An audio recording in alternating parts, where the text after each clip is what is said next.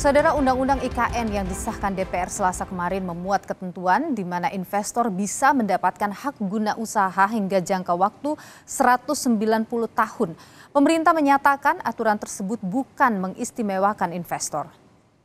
Selanjutnya kami akan menanyakan kembali kepada seluruh peserta sidang apakah RUU tentang perubahan atas Undang-Undang Nomor 3 Tahun 2022 tentang Ibu Kota Negara dapat disetujui untuk disahkan menjadi undang-undang. Terima kasih. Tahun 2023 tentang BUMN. Paripurna DPR Selasa kemarin mengesahkan RUU Nomor 3 Tahun 2022 tentang Ibu Kota Negara atau IKN menjadi undang-undang. Dalam Undang-Undang IKN terdapat sejumlah ketentuan baru, salah satunya soal hak guna usaha dan hak guna bangunan. Dalam ketentuan baru tersebut diatur hak atas tanah yang berbentuk hak guna usaha, di mana investor mendapat hak untuk pengelolaan tanah hingga 190 tahun. Hak tersebut diberikan dalam 2 tahap atau siklus. Pada tahap pertama, HGU bisa diberikan untuk jangka waktu 95 tahun, dan dapat diperpanjang di tahap kedua dengan jangka waktu yang sama. Yang paling hot itu kan soal tanah. Mana tanah disebutkan itu diberikan 95 tahun dan kemudian dapat diperpanjang lagi 95 tahun. Jadi kalau di dalam penjelasannya itu disebutkan bahwa itu tidak secara otomatis sekaligus, tetapi secara bertahap. 35 tahun pertama, kemudian 25 tahun diperpanjang, lalu kemudian 35 tahun berikutnya diperbaharui. Jadi tidak sekaligus. Sedangkan untuk hak guna bangunan atau HGB dan hak pakai, investor bisa memanfaatkannya hingga 160 tahun. Izin tersebut juga terbagi dalam 2 tahap, masing-masing 80 tahun. Menteri Perencanaan Pembangunan Nasional dan Kepala Bappenas Suharso Monoarfa membantah tudingan aturan penguasaan lahan di IKN untuk mengistimewakan investor. Aturan tersebut dibuat untuk melindungi hak-hak atas tanah yang dimiliki masyarakat. Ada juga yang mengatakan bahwa ini hanya untuk mengistimewakan investasi atau menganak emaskan investor. Itu juga sama sekali tidak benar. Justru kami melindungi hak-hak atas tanah yang dimiliki oleh masyarakat setempat. Bagaimana hak-hak itu tetap terlindungi. Sebelumnya, Presiden Joko Widodo menyatakan IKN saat ini banyak diminati investor. Jokowi menyebut investor berebut menanam investasi di IKN karena akan menguntungkan. Mau jauh-jauh ke sini, pasti juga mau nonton beneran enggak sih Nusantara ini, bagus enggak sih Nusantara ini, pasti akan memastikan itu. Dan enggak mungkin beliau-beliau ini mau memulai dengan 20 triliun kalau enggak ada cuannya. Dipikir beliau-beliau ini lembaga sosial, bukan.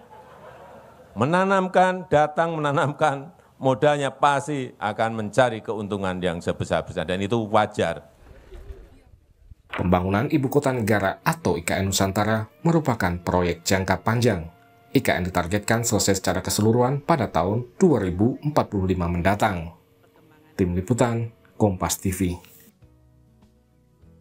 Saudara, DPR kemarin sahkan Undang-Undang IKN. Ada beberapa hal yang menjadi sorotan. Salah satunya adalah pasal-pasal terkait dengan izin pengelolaan lahan di IKN.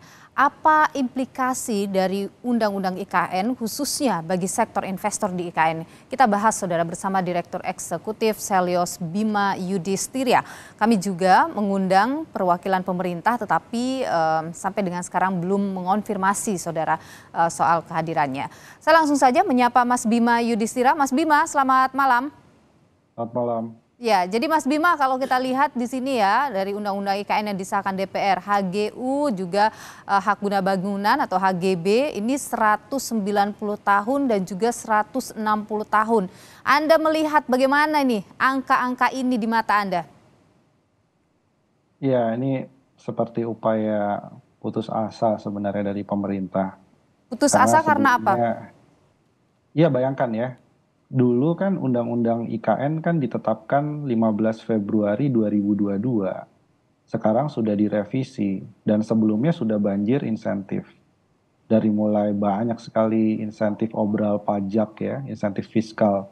Itu ada 9 paling tidak insentif fiskal yang diberikan. Kemudian juga sekarang ada HGU. Jadi ini terlihat bahwa investor memang ada yang membuat letter of intent. Artinya ada minat untuk berinvestasi di IKN.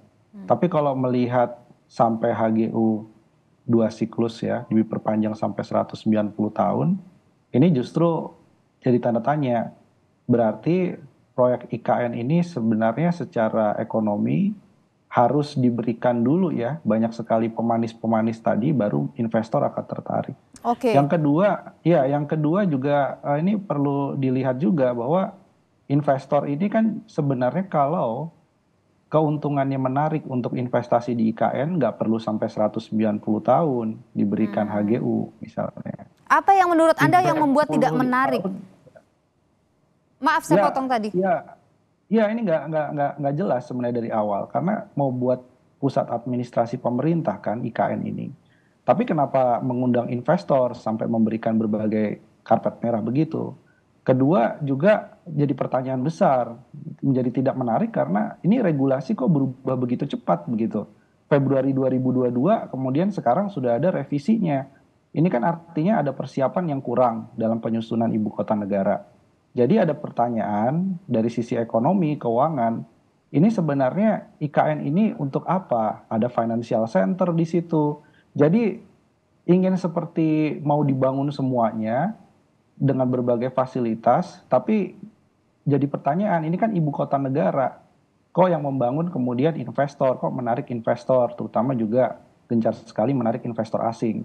Sementara juga kalau dilihat investor pertimbangannya tahun depan pemilu, berarti ada resiko politik.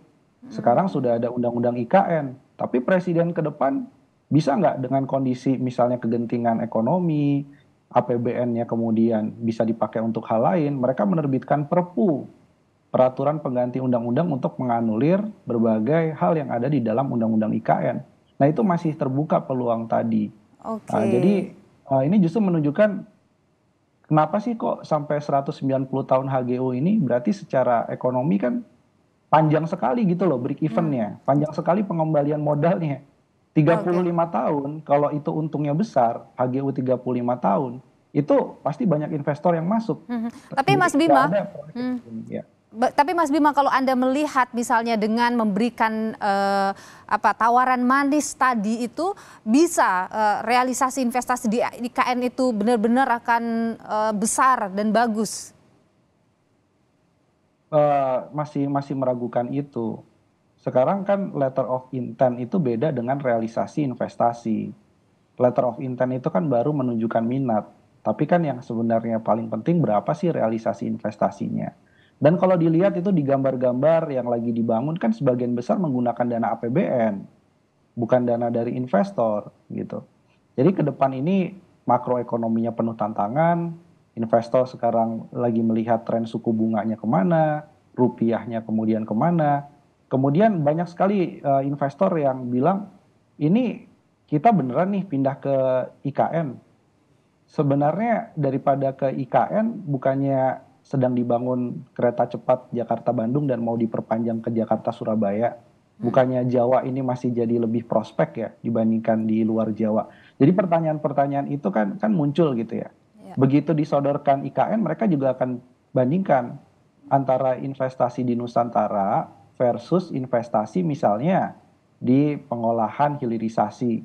Mereka akan cenderung ke hilirisasi karena untungnya dalam jangka pendek lebih besar daripada sampai 190 tahun begitu ya. HGU-nya buat apa? Gitu. Oke, jadi tentu ada banyak konflik yang mungkin saja akan mengiringi begitu ya pembangunan IKN ini ke depan. Mas Bima Yudhistira, Direktur Eksekutif dari Selyos, terima kasih sudah berbagi pandangan di Sapa Indonesia Malam. Sehat selalu Mas Bima.